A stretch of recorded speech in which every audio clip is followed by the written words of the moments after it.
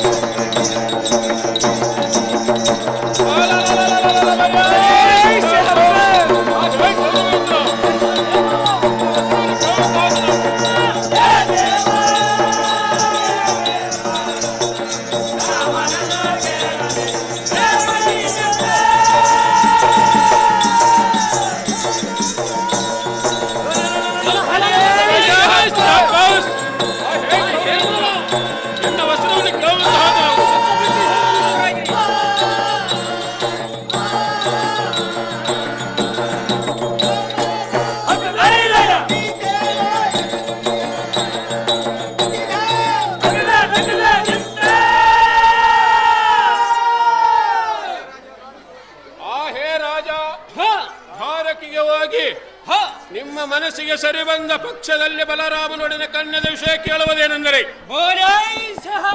ನಿನ್ನ ಮಗನಾದ ಲಕ್ಷಣನಿಗೆ ಲಕ್ಷಣವುಳ್ಳ ನಿನ್ನ ಮಗಳಾದ ಕನಕಾಂಗಿಯನ್ನು ಕೊಡಬೇಕೆಂದು ಕೇಳು. ತರುವಾಯ ಹೇಳತಕ್ಕಂತ ಮಾತಂತೂ ನಾನು ಹೇಳುತ್ತೇನೆ. ಇದಕ್ಕೆ ನೀವು ಒಪ್ಪಿದರೆ ಹಿಂದಿನ ದಿನವೇ ದ್ವಾರಕೆಗೆ ತೆರಳಬೇಕಾಗಿ ಸುಯೋಧನ ಕಾರ್ಯವು ಸಾಧನ. ಆ ಹೇ ಮಾವನಾದ ಸಕನೇ, ಬುದ್ಧಿಯಲ್ಲಿ ನಿಮ್ಮಂತ ವ್ಯಕ್ತಿಪರರಾದ ಸರಿ ಸಮನ್ನ ರಾಜರು ನಮ್ಮನ್ನ ಎಲ್ಲಿಯೂ ಕಾಣಲಿಲ್ಲ. ಆ ಹೇ ಮಾವ,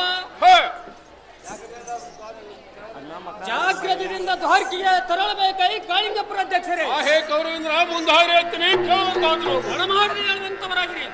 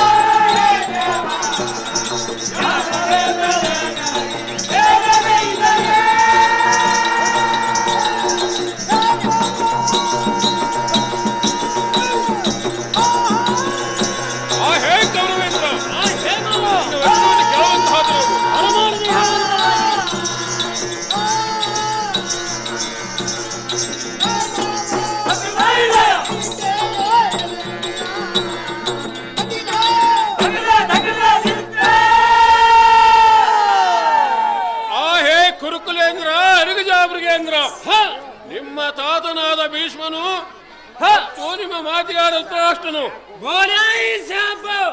ನಿಮ್ಮ ತಾಯಿಯಾದ ಗಾಂಧಾರ ದೇವಿಯು ನಿಮ್ಮ ತಮ್ಮನಾದ ದುಶ್ಯಾಸನಿಗೆ ತಿಳಿಸಿ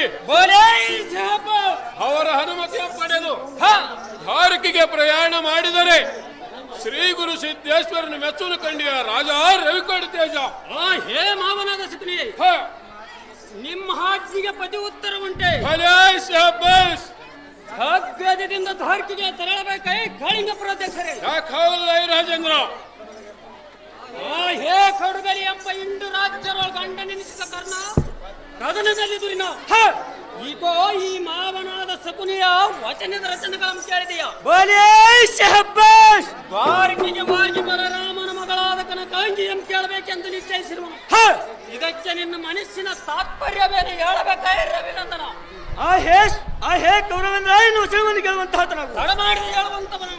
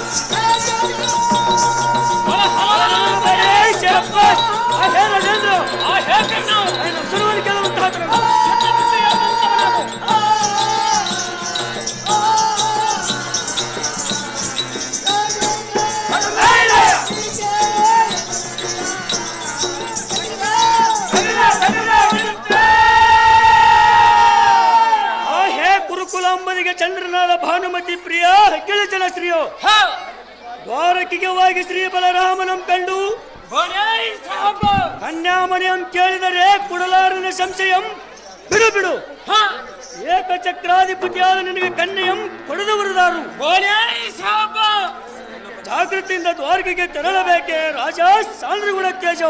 ಆ ಹೇ ಸೂರ್ಯನಂದನ, ದ್ವಾರಕೆಯಲ್ಲಿ ಆ ಯದಕುಲನಾದ ಶ್ರೀಕೃಷ್ಣನು ಏನಾದರೂ ಕಪಟತನ ಮಾಡ್ಯಾನೆಂಬ ಅನುಮಾನ ಬಂದಿರುವುದು ಕಂಡಿಯ ಸೂರ್ಯನಂದನ.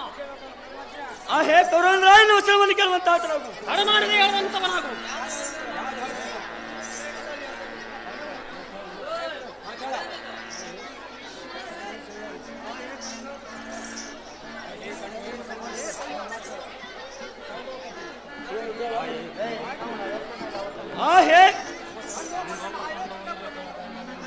ಹೇ ತಂಡೋಪತಂಡ ವೈರಿಗಳ ಗಂಡನೆನಿಸಿದ ಕುರುಕುಲ ಭೂಪತಿ ವೀರರ ಕೀರ್ತಿ ಯಾದವೇಂದ್ರನಾದ ಮಧುಸೂದನನ್ನ ಪಂಚ ಪಾಂಡವರ ಪಕ್ಷವೊಮ್ಮಿಸಿ ಏನಾದರೂ ಭೇದವೊಮ್ಮಡಿದರೆ ಯಾದವೇಂದ್ರನ ಯುದ್ಧದೊಳಗೆದ್ದು ಕಿರಾಂತಿಯನ್ನು ಸೇರಿಸುತ್ತೇನೆ. ಮಿಕ್ಕಿದ ಯಾದವರು ಸೊಕ್ಕಿಲಿಂದ ಕದನಕ್ಕೆ ಬಂದರೆ ಅವರ ಪಕ್ಕೆಲಬುಗಳ ಮುರಿದು ರಕ್ತದ ಒಕ್ಕುಲಿಯ ಮಾಡಿ ನಮ್ಮಂತ ಸಾಯ ಸೂರರಿರಲಕ್ಕಾಗಿ ಯೋಚಿಸುತ್ತಿರುವುದು ಯಾತಕ್ಕೆ ಭೂಪ ವೈರಿಕುಲ ಲೋಪ. ಬಲರನಾಯಿ ಗಗನಮಣಿ ನಂದನ, ನಿನ್ನ ಗಂಭೀರತ್ವನ ನುಡಿಗಳನ್ನು ಕೇಳಿ ನನ್ನ ಮನಸ್ಸಿಗೆ ಬಹಳ ಆನಂದವಾಯಿತು. ನಿನ್ನಂತ ಸಾಯ ಸೂರನಿರಲಕ್ಕಾಗಿ ನನಗೆ ಬಂದ ಭಯದವದು. ಜಾಗ್ರತೆಯಿಂದ ದ್ವಾರಕೆಗೆ ಹೋಗೋಣ ರವಿನಂದನ. ಹೇ ಸುಯೋಧನ, ಇಂದಿನ ದಿನ ಮಂದಿಯ ಮಾರ್ಪುಲರ ಸಮೇತನಾಗಿ ಶ್ರೀ ಗುರು ಸಿದ್ದೇಶ್ವರ ಸ್ಮರಣೆಯನ್ನು ಮಾಡುತ್ತಾ ದ್ವಾರಕೆಗೆ ತೆರಳಬೇಕೆ ರಾಜ ಸಾಂದ್ರಗುಣ ತೇಜ. ಬೆಳರಲಾಯಿ ಸಾರಥಿ, ಹೇ ರಾಜೇಂದ್ರ, ದ್ವಾರಕೆಯಲ್ಲಿ ಕನ್ಯಾಮಣಿಯಾದ ಕನಕಾಂಗಿಯಂ ಎನ್ನ ಸುತನಾದ ಲಕ್ಷಣಿಗೆ ಕೇಳಬೇಕೆಂದು ನಿಶ್ಚಯಿಸಿರುವನು.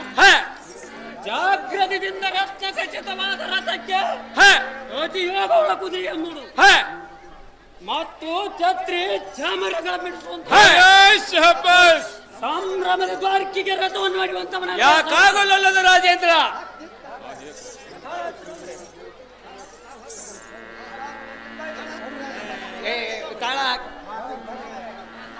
ದ್ವಾರಕೆಗೆ ಹೋಗೋಣ ನಡೆಯುವಂತವರಾಗಿರಿ.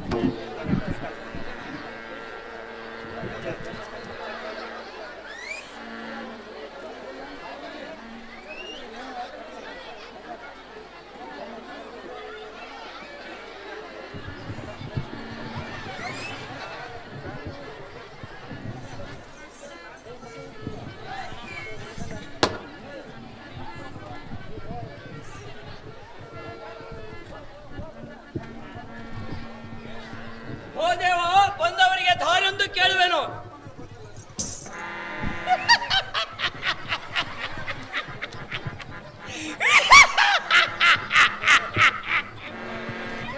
ಇವ್ರಿಗೆ ಏನೋ ಒಂದ ಬನ್ನಿ, ನಮ್ಗ ಆಯ್ತಾಯ್ತ್ರಿ. ದಾರಿ ಬಂದ ಸ್ವಾಮಿ